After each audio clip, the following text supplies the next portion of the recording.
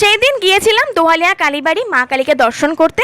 মা না টানলে তো আর মায়ের কাছে যাওয়া হয় না, তাই সেদিন মা টেনেছিল আর আমরা দুজনে মিলে পৌঁছে গিয়েছিলাম। মন্দির প্রাঙ্গণটা খুব সুন্দর সাজিয়েছে, তাই না? মা কালী দর্শন করলে শিব দর্শন করতে হয়, তাই শিব ঠাকুরের সাথে একটু হাই হ্যালো করে নিলাম। এবার বাড়ি ফিরতে হবে, তাই স্কুটির দিকে গুটি গুটি পায়ে চলে গেলাম। হঠাৎই অর্পণ বললো বাসার একটা মন্দির আছে, সব ঠাকুরকে দর্শন করে আসি চলো। তাই আবারও নেমে পড়লাম স্কুটি থেকে, চলে গেলাম সেই মন্দিরে, সব ঠাকুর দর্শন করে নিলাম। এবার আমাদের বাড়ি ফিরতে হবে, তাই আবারও স্কুটিতে উঠে পড়লাম এবং চলতে শুরু করলো সেই স্কুটি।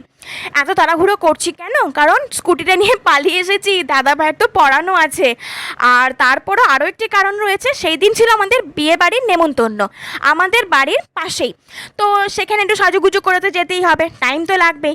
আবার বাবা মায়ের সাথে দেখা করতে যেতে হবে, সমস্ত কিছু ছিল কারণ। তো এরপর আমাদের দেখা হবে বিয়ে বাড়ির ব্লগে। ততক্ষণে এই ভিডিওটা দেখে লাইক কমেন্ট শেয়ার আর সাবস্ক্রাইব করে দিও বন্ধুরা। দেখা হচ্ছে নেক্সট